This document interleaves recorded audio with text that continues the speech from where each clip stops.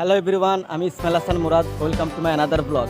আর আমি আজকে যেখানে আছি এটা হচ্ছে লালন উদ্যান, লালন একাডেমিতে। আর আমার পাশে দেখছেন সামনে পেছন দিকে লালন সাইজের ছবি।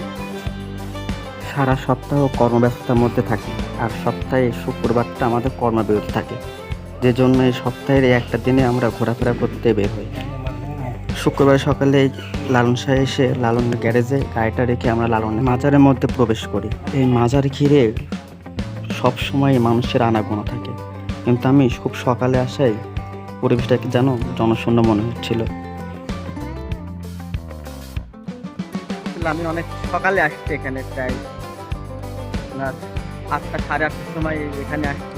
আসলে সকালে আসার কারণ হচ্ছে এই টাইমটুকু এখানে কিন্তু নিরিবিলি থাকে, কোনো মানুষজনের কোনো আনাগোনা নেই, কিছু সামান্য কিছু মানুষ।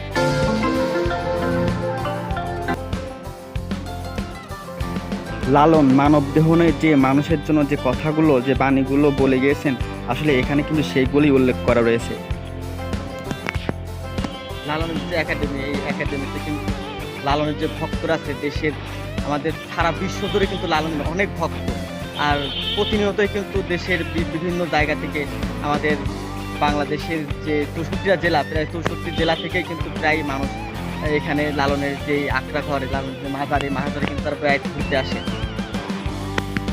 আর যখন প্রতি বছর যে 2বার লালনের যে মেলা হয়, লালনের যে ওরস হয়, প্রতি বছর 2বার লালনের ওরস হয়। এই ওরসে কিন্তু বিদেশ থেকে, বাইরের দেশগুলো থেকে কিন্তু অনেক পর্যটক কিন্তু লালনের মাজারের উদ্দেশ্যে ঘুরতে আসে।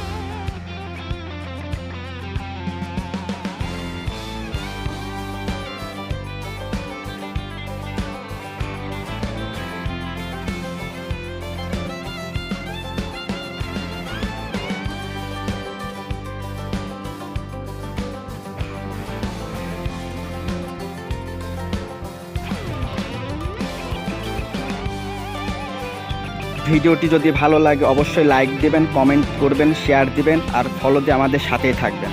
ধন্যবাদ, সবাই সুস্থ থাকবেন।